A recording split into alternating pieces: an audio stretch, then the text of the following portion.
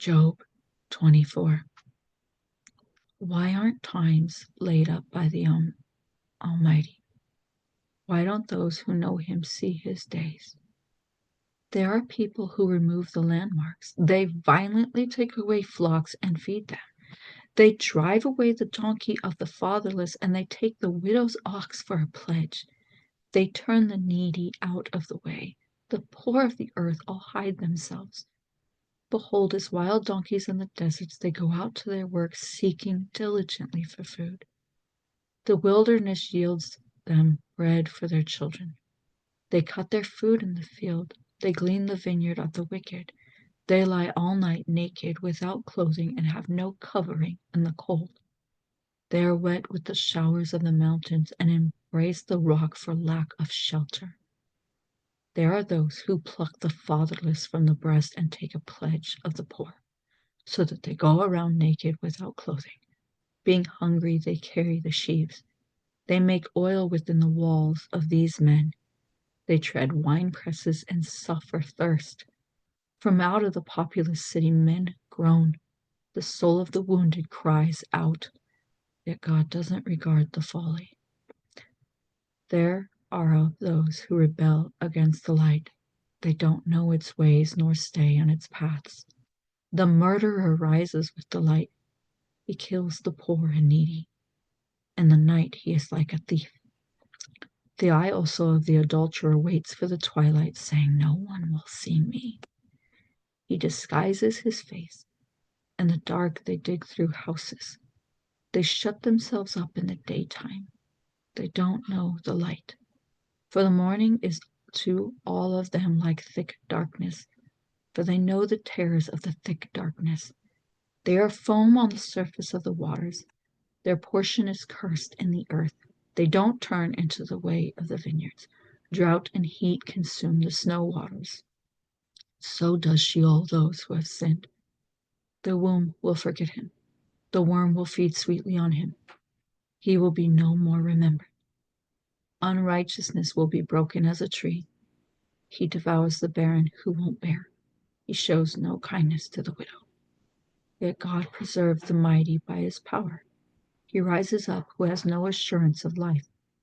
God gives them security, and they rest in it. His eyes are on their ways. They are exalted yet a little while, and they are gone.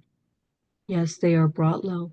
They are taken out of the way as all others, and are cut off as the tops of the ears of grain.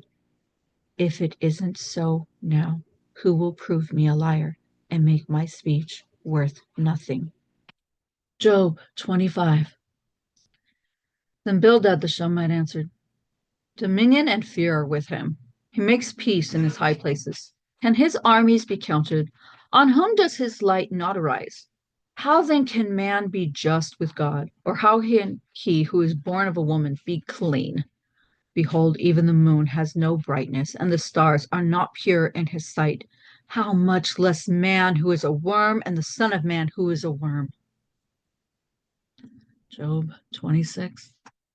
Then Job answered, how have you helped him who is without power? How have you saved the arm that has no strength? How have you counseled him who has no wisdom, and plentifully declared sound knowledge? To whom have you uttered words, whose spirit came out of you? The departed spirits tremble, those beneath the waters and all that live in them. Sheol is naked before God, and Abaddon has no covering. He stretches out the north over empty space and hangs the earth on nothing. He binds up the waters in his thick clouds, and the cloud is not burst under them. He encloses the face of his throne and spreads his cloud on it. He has described a boundary on the surface of the waters and the confines of light and darkness. The pillars of heaven tremble and are astonished at his rebuke.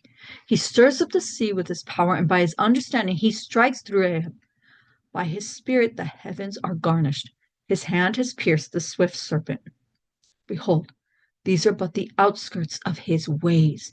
How small a whisper do we hear of him? But the thunder of his power, who can understand? Job 27. Job again took up his parable and said, as God lives, who has taken away my right, the Almighty, who has made my soul bitter. For the length of my life is still in me, and the Spirit of God is in my nostrils. Surely my lips will not speak unrighteousness, neither will my tongue utter deceit. Far be it from me that I should justify you. Until I die, I will not put away my integrity from me. I hold fast to my righteousness and will not let it go. My heart will not reproach me so long as I live. Let my enemy be as the wicked. Let him who rises up against me be as the unrighteous. For what is the hope of the godless when he is cut off, when God takes away his life? Will God hear his cry when trouble comes on him? Will he delight himself in the Almighty and call on God at all times? I will teach you about the hand of God. I will not conceal that which is in the Almighty. Behold, all of you have seen it yourselves. Why then have you become altogether vain? This is the portion of a wicked man with God, the heritage of oppressors which they receive from the Almighty. If his children are multiplied, it is for the sword. His offspring will not be satisfied with bread. Those who remain of him will be buried in death. His widows will make no lamentation. Though he heap up silver as the dust and prepare clothing as the clay, he may prepare it, but the just will put it on, and the innocent will divide the silver. He builds his house as the moth, as a booth with which the watchman makes. He lies down with rich, but he will not do so again. He opens his eyes, and he is not. Terrors overtake him like waters. A storm steals him away in the night. The east wind carries him away, and he departs. It sweeps him out of his place. For it hurls at him and does not spare, as he flees away from his hand. Men will clap their hands at him and will hiss him out of his place. Job 28. Surely there is a mine for silver and a place for gold which they refine. Iron is taken out of the earth, and copper is smelted out of the ore. Man sets an end to darkness and searches out to the furthest bound the stones of obscurity and of thick darkness. He breaks open a shaft away from where people live. They are forgotten by the foot. They hang far from men, they swing back and forth. As for the earth, out of it comes bread. Underneath it is turned up as if it were by fire. Sapphires come from its rocks. It has dust of gold. That path no bird of prey knows, neither has the falcon's eye seen it. The proud animals have not trodden it, nor has the fierce lion passed by there. He puts his hand on the flinty rock, and he overturns the mountains by the roots. He cuts out channels among the rocks. His eye sees every precious thing. He binds the streams that they don't trickle. The thing that is hidden he brings out to light. But where will wisdom be found? Where is the place of understanding? Man doesn't know its price, and it isn't found in the land of the living. The deep says it isn't in me. The sea says it isn't with me. It can't be gotten for gold, neither will silver be weighed for its price. It can't be valued with the gold of Ophir, with the precious onyx or the sapphire. Gold and glass can't equal it, neither will it be exchanged for jewels of fine gold. No mention will be made of coral or of crystal. Yes, the price of wisdom is above rubies. The topaz of Ethiopia will not equal it. It won't be valued with pure gold. Where then does wisdom come from? Where is the place of understanding? Seeing it is hidden from the eyes of all living and kept close from the birds of the sky. Destruction and death say, we have heard a rumor of it with our ears. God understands its way, and he knows its place. For he looks to the ends of the earth and sees under the whole sky. He establishes the force of the wind. Yes, he measures out the waters by measure. When he made a decree for the rain and a way for the lightning of the thunder, then he saw it and declared it. He established it, yes, and searched it out. To man he said, behold, the fear of the Lord, that is wisdom. To depart from evil is understanding. Job 29. Job again took up his parable and said, oh, that I were as in the months of old, as in the days when God watched over me, when his lamp shone on my head, and by his light I walked through darkness, as I was in my prime, when the friendship of God was in my tent, when the Almighty was yet with me, and my children were around me, when my steps were washed with butter and the rock poured out streams of oil for me, when I went out to the city gate, when I prepared my seat in the street. The young men saw me and hid themselves. The aged rose up and stood. The princes refrained from talking and laid their hand on their mouth. The voice of the nobles were hushed, and their tongues stuck to the roof of their mouth. For when the ear heard me, then it blessed me, and when the eye saw me, it commended me, because I delivered the poor who cried, and the fatherless also who had no one to help him. The blessing of him who was ready to perish came on me, and I caused the widow's heart to sing for joy. I put on righteousness, and it clothed me. My justice was as a robe and a diadem. I was eyes to the blind, and feet to the lame. I was a father to the needy. I researched the cause of him whom I didn't know. I broke the jaws of the unrighteous and plucked the prey out of his mouth. Then I said, I will die in my own house. I will count my days as the sand. My root is spread out to the waters. The dew lies all night on my branch. My glory is fresh in me. My bow is renewed in my hand. Men listened to me, waited, and kept silent for my counsel. After my words, they didn't speak again. My speech fell on them. They waited for me as for rain. Their mouths drank as with the spring rain. I smiled on them when they had no confidence. They didn't reject the light of my face. I chose out of their way and sat as chief. I lived as a king in the army, as one who confronts his mourners. Job 30. But now those who are younger than I have me in diversion, whose fathers I considered unworthy to put with my sheepdogs. Of what use is the strength of their hands to me? Men in whom ripe age has perished. They are gaunt from lack and famine. They gnaw the dry ground in the gloom of waste and desolation. They pluck salt herbs by the bushes. The roots of the broom tree are their food. They are driven out from among men. They cry after them as after a thief, so that they live in frightful valleys and in holes of the earth and of the rocks. They bray among the bushes. They are gathered together under the nettles. They are children of fools, yes, children of wicked men. They were flogged out of the land. Now I have become their song. Yes, I am a byword to them. They abhor me and they stand aloof from me, and don't hesitate to spit in my face. For he has untied his cord and afflicted me, and they have thrown off restraint before me.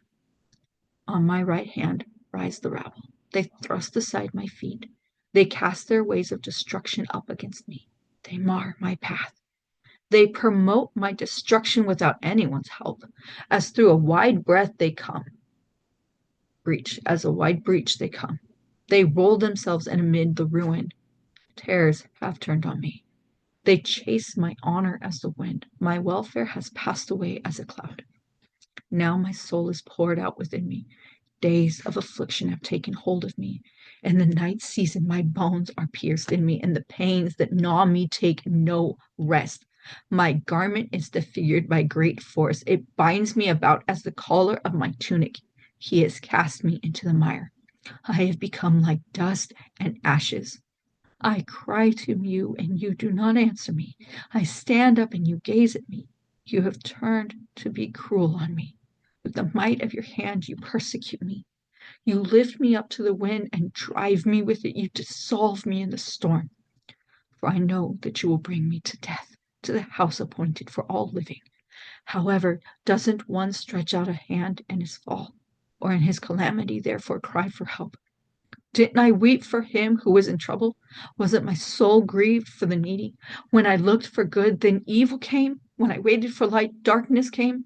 My heart is troubled and it doesn't rest. Days of affliction have come on me. I go mourning without the sun. I stand up in the assembly and cry for help. I am a brother to jackals and a companion to ostriches. My skin grows black and peels from me. My bones are burnt with heat. Therefore my harp has turned to mourning and my pipe into the voice of those who weep.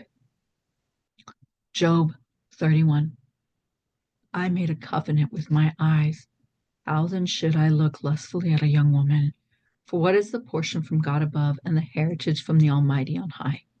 Is it not calamity to the unrighteous, and disaster to the workers of iniquity? Doesn't he see my ways and count all my steps? If I have walked with falsehood, and my foot has hurried to deceit, let me be weighed in an even balance, that God may know my integrity. If my step has turned out of the way, if my heart walked after my eyes, if any defilement has stuck to my hands, then let me sow and let another eat. Yes, let the produce of my field be rooted out.